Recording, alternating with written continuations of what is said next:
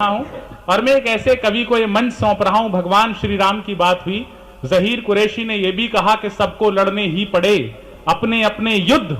एक युद्ध को जीत करके जो हमारे बीच में भाई लौटा है, बहुत दिनों बाद हिंदी कवि सम्मेलनों में उसकी पुनः वापसी हुई है। हमारी पीढ़ी का सर्वाधिक प्रतिभाशाली और संभावनाशील रचनाकार इस मंच पर उपस्थित है, जो 2015 के कवि सम्मेलन में भी यहां पर उपस्थित था और इस बार पुनः से उनकी उपस्थिति हुई है। भाई प्रशांत अग्रवाल यहां पर हैं। ज़हीर कुरैशी ने कहा कि सबको लड़ने ही पड़े अपने अपने युद्ध, चाहे राजा राम हो चाहे गौतम बुद्ध। सबकी लड़ाइयां अपनी है, वो भी एक बड़ी लड़ाई लेके लौटा है। मैं सिर्फ यही कहूंगा कि धूल जैसे कदम से मिलती है, जिंदगी रोज हमसे मिलती है। ये बताया घने अंधेरों ने, रोशनी अपने दम से मिलती है। और आज दुनिया में ऐसे कितने हैं जिनको शोहरत कलम से मिलती है। तालियां बड़ी करिए और आवाज दीजिए मेरे भाई प्रशांत अग्रवाल को।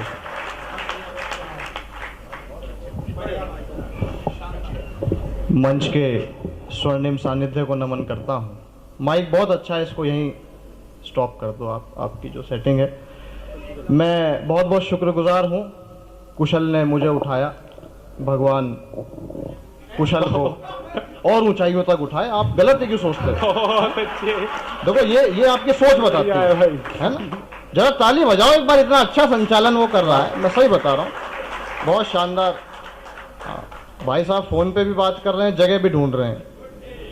हाँ, बैठ जाओ, जब पुरुषों में बैठना है तो क्या चयन करना। बहुत अच्छे, क्या हो गया? बहुत बढ़िया भाई। देखो असल में क्या है, ये मैं हर कवि को देख रहा हूँ, ये आके बार बार बता रहे हैं मंच पे बड़े बड़े कवि बैठे हैं, हर एक का नाम लेके, उसके शहर का नाम लेके, है ना, बुरा बुरा बता रहे हैं। सामने भी आज हमारे 5-7 बड़े कवि बैठे हैं। 5-7 मैं सही बता रहा हूँ। देखो मेरे को बड़ा ध्यान से सुनना आप, हाँ, बड़ा अलर्ट रह के सुनना पड़ेगा आपको। तो अब ये बड़े कवि हैं, ये सबको पता है ना, और ये यहाँ बैठे हैं, ये भी सबको पता है, लेकिन इनकी कुछ बातें हैं जो नहीं पता है आपको, है ना। मैं वो शुरू करता हूँ बताना आपको। ये थोड़ा मजे की बात है ना। अब बता रहे हैं कि पदम अलवेला जी बैठे हैं, देश के बड़े हास्य कवि हैं, 84 साल की उम्र है। मैं सही बता रहा हूँ, जब मैंने कविता से जुड़ना शुरू किया सर, तो मैं पदम जी के पास पहुंच गया। मैंने कहा दादा आपकी कोई किताब आई हो तो मैं उसको पढ़ करके कविता लिखना सीखना चाहता हूँ, तो आप मुझे अपनी कोई किताब दे दो। बोले बिल्कुल दूंगा, अब तक किस किस की पढ़ी ली पहले ये बता। बहुत अच्छे। मैंने कहा जी काका हाथरसी की पढ़ी थी, उनकी मृत्यु हो गई। बहुत अच्छे, वाह भाई। मैंने कहा जी दुष्यंत कुमार त्यागी की पढ़ी थी, वो भी निकल लिए। मैंने कहा जी हरिवंश राय बच्चन की पढ़ी थी, उनका भी नंबर लग गया। मैंने कहा जी गोपाल दास नीरज की भी पढ़ रखी है, वो भी चल बसे, अब इनका ब्लड प्रेशर बढ़ गया। बोले ये तो मरवाएगा मेरी किताब पढ़ के। भाई साहब इनकी होशियारी पे आप एक एक व्यक्ति की तालियां चाहता हूं मैं। अपने कमरे में गए चुपचाप, बड़ी एक साफ सुथरी सी किताब निकाल के लाए, मेरे हाथ में दी, बोले मेरी पत्नी की नई किताब आई है, इसे पढ़ियो। बहुत अच्छे, वाह भाई, जिंदाबाद, जय हो, बहुत बढ़िया भाई, जिंदाबाद। हाँ, शुरू से जब से आए ताली बजाओ ताली बजाओ। क्यों बजाएं भाई? नहीं क्यों बजाएं, है ना, ऐसे थोड़ी टाइम होना चाहिए उसका, है ना।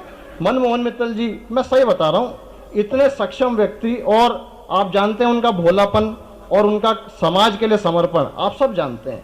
मैं उनके विषय में कुछ बातें उनके विषय में भी बताना चाहता हूँ। बहुत अच्छे। हाँ, मैं सही बता, नहीं ऐसा नहीं है। देखो आज सबकी बात करूंगा, एक एक ये रघुनंदन भाई साहब आए, एक आध इनके विषय में भी। क्या सलीके से आपने माला डाली है, मैं आपको प्रणाम करता हूँ। नर को माला नर पहनाए, ये भी अजब सलीका है। नर को माला नर पहनाए, ये भी अजब सलीका है। जनसंख्या कम करने का ये सबसे गजब तरीका है। ये बने रहना चाहिए। क्या आनंद में आए हो। आपने भी कुंवारा छाटा है माला पहनाने को, दुखती नस पे हाथ रखा है। हाँ बैठ जाओ बैठ जाओ, आपका तो पड़ोस बहुत अच्छा है। बहुत अच्छे, कोई बात नहीं। देखो आनंद आ रहा है ना। हाँ अभी और आएगा, 100% बता रहा हूँ मैं। मनमोहन जी की बात मैंने शुरू करी, बड़े भोले आदमी है, मैं सही बता रहा हूँ। मेरे तो घर पे आए, एक दिन मैं मेरठ रहता हूँ, तो हमारे यहाँ सर प्रथा है, आप किसी के घर जाओ ना, सगे संबंधी के, तो फल मिठाई कुछ लेके जाते हैं ना। तो मेरे घर पे आए, इनके हाथ में एक थैला था। इनका प्रश्न देखना, इनका भोलापन देखना, कुछ भी कह देते हैं जो मन में आता है ना। इनका भोलापन देखना। इनके हाथ में एक थैला था, मेरे से कहने लगे प्रशांत अगर तू ये बता दे इस थैले में क्या है। तो मैं इसमें से 2 केले तुझे दे दूंगा। बहुत अच्छे, हाँ, बढ़िया है भाई। और अगला प्रश्न तो भाई साहब इससे भी गजब, बोले ये बता दे इस थैले में क्या है, तो मैं इसमें से 2 केले तुझे दे दूंगा, और ये बता दे कि कितने हैं, तो 10 के 10 तुझे दे दूंगा। बहुत अच्छे, बिल्कुल सही बता। जिंदाबाद भाई अच्छा, वाह। और कोई इनसे दुखी होना हो, मैं बड़ा दुखी हूँ भाई साहब। जब भी मेरे को फोन करते हैं या मिलते हैं, प्रशांत तेरी शादी करा देता हूँ, बहुत अच्छे। प्रशांत तेरी शादी करा देता हूँ। मैंने कहा तुमने अपनी तो करी नहीं है, मेरा सुख तुमसे झेला नहीं जा रहा है। मतलब आदमी सुखी है, खुश है, क्यों भाई, क्यों तुम्हें दिक्कत हो रही है? मैं सही बता रहा हूँ, और इनको क्या पता मेरा शादी कैसे हो जाएगी। मैं सही बता रहा हूँ, मेरे कर्म ही खराब है भाई साहब, मैं सही बता रहा हूँ। मैं कुशल एक कार्यक्रम में गया चंडीगढ़, मेरा कर्म देखियो तो अपनी बेइज्जती कैसे करते हैं, मैं सही बता रहा हूँ। बहुत अच्छे। मैं चंडीगढ़ में कार्यक्रम में गया भाई साहब, तो रात को 12-1 बजे कार्यक्रम खत्म हुआ, तो वहां से मैं लौट रहा था, तो एक आंटी जी मेरे पास आई, बोले जी प्रशांत जी रास्ता सुनसान है, आप कहाँ जाओगे, एक काम करो हमारे घर पे रुक जाओ, सुबह निकल जाना। मैंने कहा चलो ये भी ठीक है, ऐसा कर लेते हैं। तो बाबूजी मैं उनके घर चला गया रात्रि विश्राम के लिए। घर जाके उन्होंने कहा कि आप ऊपर जाके बिट्टू के साथ उसके कमरे में सो जाओ। तो मैंने थोड़ा संकोचवश कहा, मैंने कहा कौन बिट्टू, किसके साथ सोऊं? मैंने कहा जी मैं यहीं ड्राइंग रूम में सोफे पे सो जाऊंगा, आप कोई टेंशन वाली बात नहीं। बोले ठीक है जी, जैसा आपकी मर्जी। तो भाई साहब मेरा किस्मत खराब, मैं सोफे पे सो गया। सुबह 5 बजे मेरी आंख खुली, तो सामने 23-24 साल की लड़की मेरे सामने चाय का गिलास लेके खड़ी। मैंने उससे पूछा आप कौन? बोली मैं बिट्टू।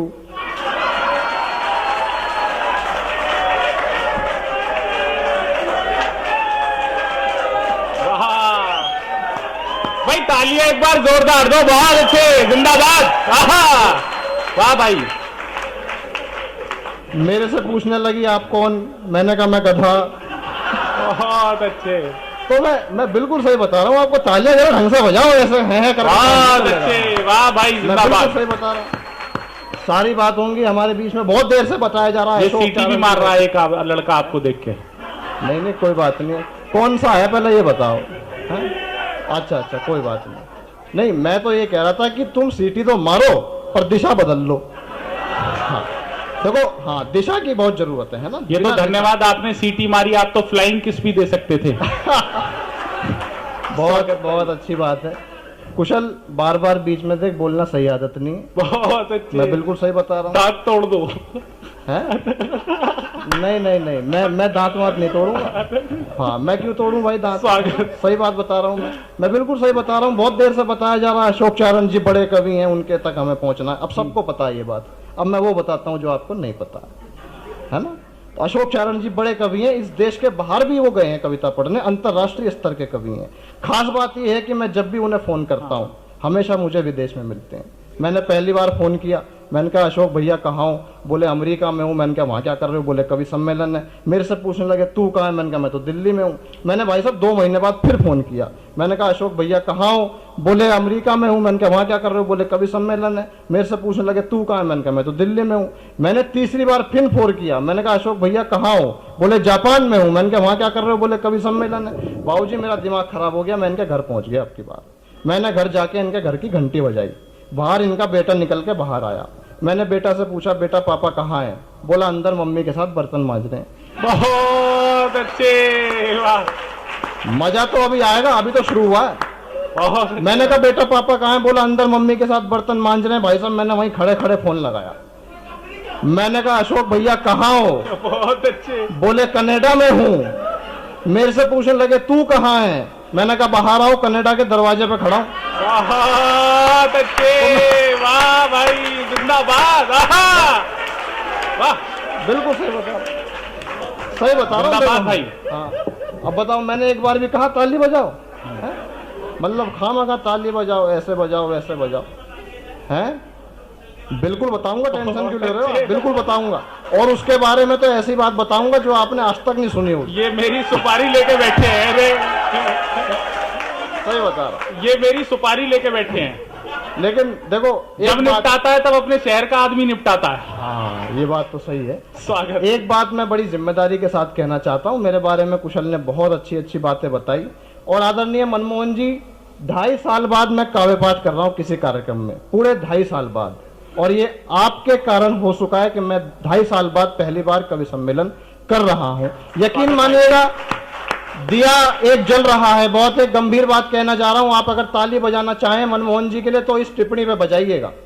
एक दिया जल रहा है, एक हवा का झोंका आता है, वो दिया फड़फड़ाने लगता है, इसमें कोई खास बात नहीं है। दिए की तकदीर थी, उसकी नियति थी कि एक हवा का झोंका आएगा और वो फड़फड़ाने लगेगा। खास बात यह है कि उस वक्त जो शख्स उस दिए के चारों ओर हाथ रख के उसको सुरक्षित करता है, वो इस दुनिया का सबसे महान व्यक्ति है। क्या बात है भाई। और मनमोहन जी, मैं आपको पुनः साधुवाद देता हूँ, बहुत धन्यवाद देता हूँ। भाई साहब कहाँ जा रहे हो? हैं? अच्छा, एक सेकंड। अच्छा ठीक।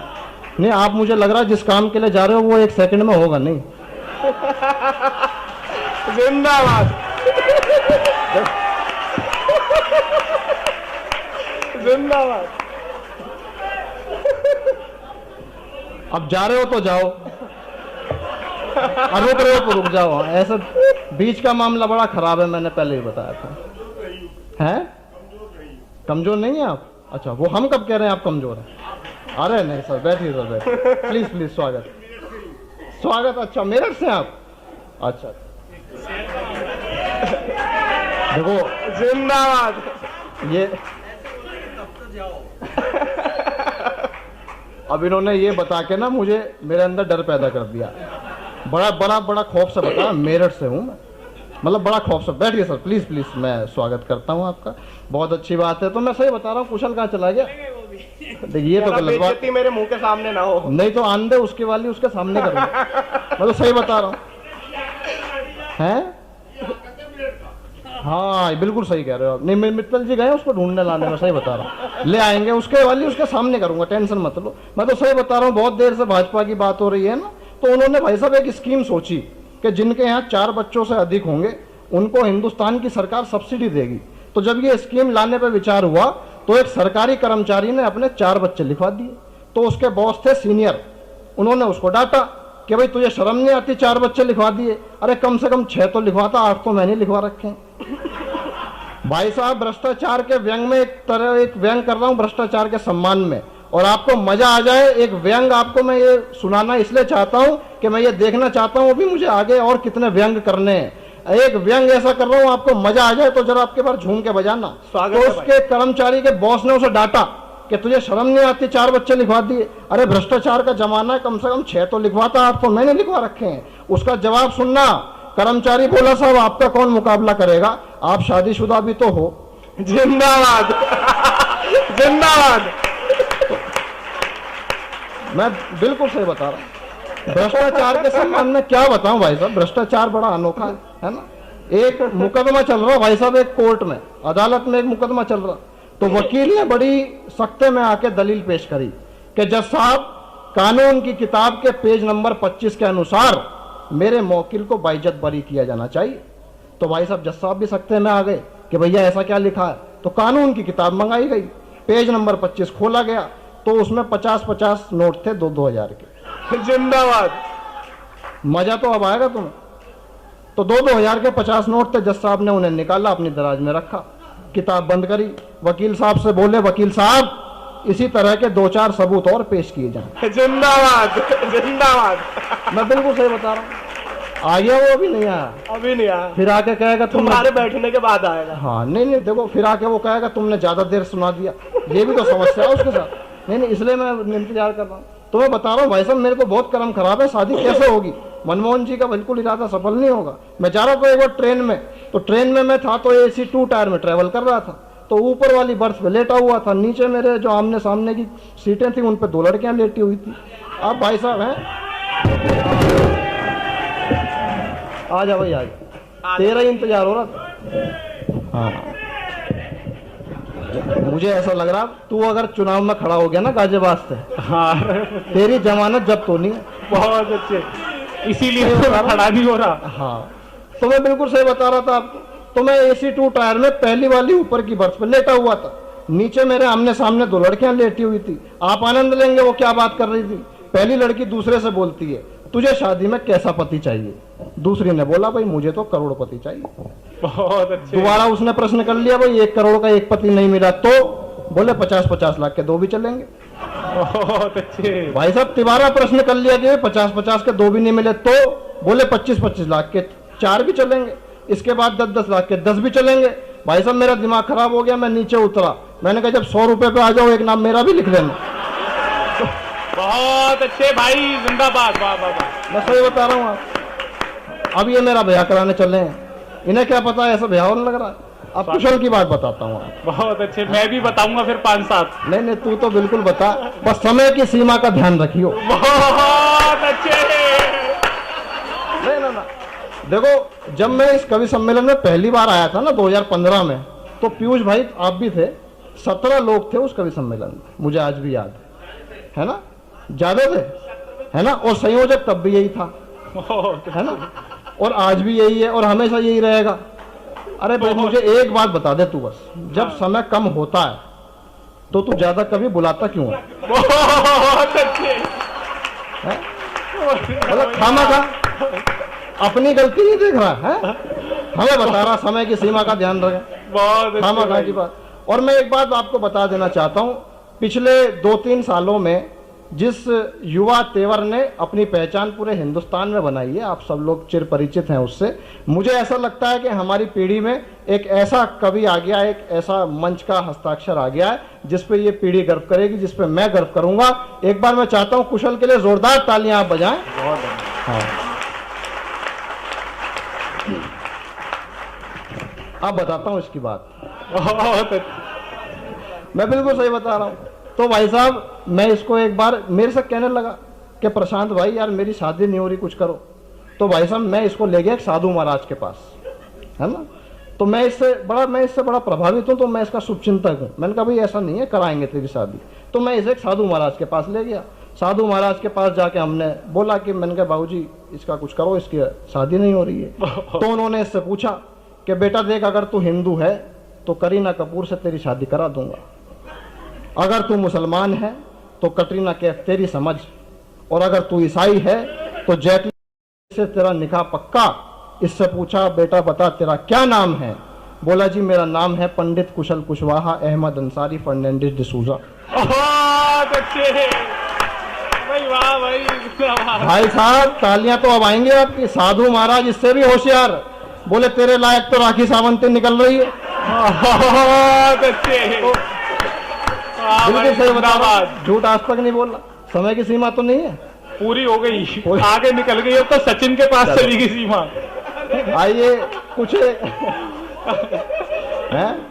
समय की सीमा तो बहुत देर पहले आगे निकल चुकी है। देखो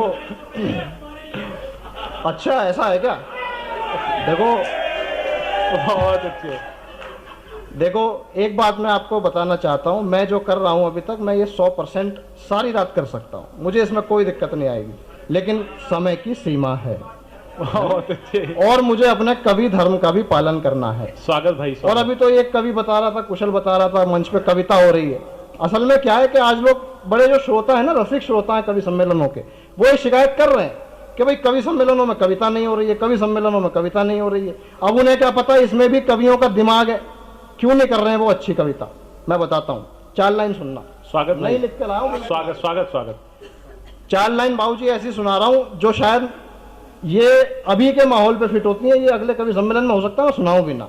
क्यों सुना रहे कवि बेकार कविता? निवेदन कर रहा हूँ सर, कविता की 4 लाइनें सुनिएगा कि 10-20 किलो मंडी से ला कर ही फेंक दे, कि 10-20 किलो मंडी से ला कर ही फेंक दे, बैठे हुए या मंच पे आकर ही फेंक दे, बैठे हुए या मंच पे आकर ही फेंक दे, बेकार कविताएं सुना रहे हैं इसलिए ताकि हर एक श्रोता टमाटर ही फेंक दे, ताकि हर एक श्रोता पे दिमाग का काम है ना। अब हमें पता है ना हमें क्या सुनाना, क्यों सुनाना। तो मैं सही बता रहा हूँ, आइए मैं थोड़ा अपने कवि धर्म का निर्वहन कर देता हूँ। 2-4 छंद मैं इसलिए कर रहा हूँ, बहुत गीत प्रसिद्ध हैं, पिता पर भी लिखा है, और 2-3 गीत में से जो चाहो वो उसका 1-2 बंद सुना दो। गीत के लिए तो समय कम है, सीमा है समय। हाँ चलो तो छंद मैं 2-4 सुना देता हूँ ताकि इस उत्सव को हम लोग सार्थक कर दें, इस मंच का जो विषय है हम लोग उसको सार्थक कर दें। निवेदन कर रहा हूँ, आपने जो तालियां दे दी सकी यकीन मानिएगा, मैं 2.5 साल बाद इस कवि सम्मेलन को कर रहा हूं और मुझे उम्मीद नहीं थी कि इतनी तालियां आप मेरे खाते में डाल देंगे। ये क्यों हो पाता है? मैंने बहुत आशीर्वाद पूरे हिंदुस्तान में प्राप्त किया। इसका क्या कारण है मैं निवेदन कर रहा हूं। मेरा पहला छंद सुनिएगा, आपको लगे कि ये कविता हो रही है तो आप मुझे कविता पे आशीर्वाद देना, जैसे आपने अभी तक सुना है। निवेदन कर रहा हूं। स्वागत भाई। कि कविता पे तालियां ना मिलती कभी भी और इतनी दुआएं वाह वाही नहीं मिलती। कि कविता पे तालियां ना मिलती कभी भी और इतनी दुआएं वाह वाही नहीं मिलती। हाथ मेरी माँ का मेरे सर पे ना होता यदि मुझे इतनी सी भी कमाई नहीं मिलती। कि हाथ मेरी माँ का मेरे सर पे ना होता यदि मुझे इतनी सी भी कमाई नहीं मिलती। और आखिरी 2 पंक्तियों पर जरा तैयार रहना कि हाथ मेरी माँ का मेरे सर पे ना होता यदि मुझे इतनी सी भी कमाई नहीं मिलती। और ढूंढने चलूं तो सच आपको बता रहा हूं मुझे खुद की ही परछाई नहीं मिलती। और देख लिए महंगे पहनकर सूट पर माँ की गोद जैसी गरमाई नहीं मिलती। कि देख लिए महंगे पहनकर सूट पर माँ की गोद जैसी गरमाई नहीं मिलती। सामने खड़ा हुआ विशाल शेर देखकर शोर कुछ गीदड़ मचाने लग जाते हैं। हिंदुस्तान के स्वतंत्रता दिवस की पूर्व संध्या और मेरा ये छंद निवेदन कर रहा हूं। भूमिका ज्यादा इसलिए नहीं बना रहा हूं क्योंकि समय कम है। निवेदन कर रहा हूं कि सामने खड़ा हुआ विशाल शेर देखकर शोर कुछ गीदड़ मचाने लग जाते हैं।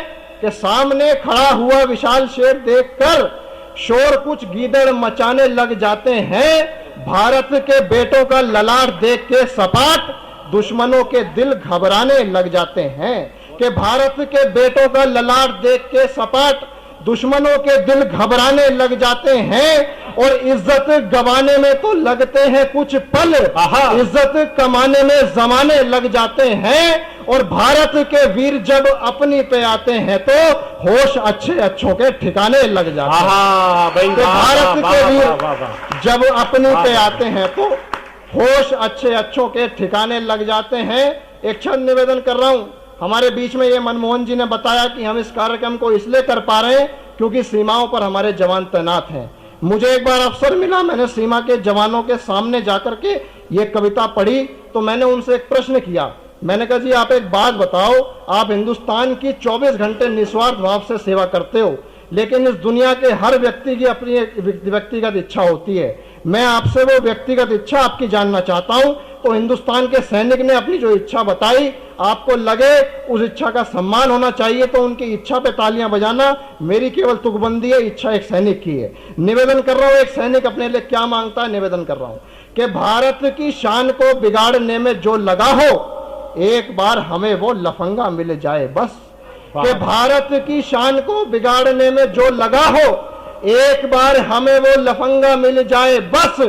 दाल रोटी मिलती रहे सदा ही जीवन में, पानी पीने के लिए माँ गंगा मिल जाए बस। कि दाल रोटी, आखिरी पंक्ति पे मुझे विदा करना जरा भरपूर तालियों से। कि दाल रोटी मिलती रहे सदा ही जीवन में, पानी पीने के लिए माँ गंगा मिल जाए बस। और गाड़ियों की बंगलों की चाहत नहीं है कोई, अंतिम विदाई को पतंगा मिल जाए बस। कि गाड़ियों की बंगलों की चाहत नहीं है कोई, अंतिम विदाई को पतंगा मिल जाए बस। केवल एक है तमन्ना जीवन की ये हमारे, मरने पे हमको तिरंगा मिल जाए। वाह वाह, केवल एक है। बहुत शुक्रिया, बहुत धन्यवाद।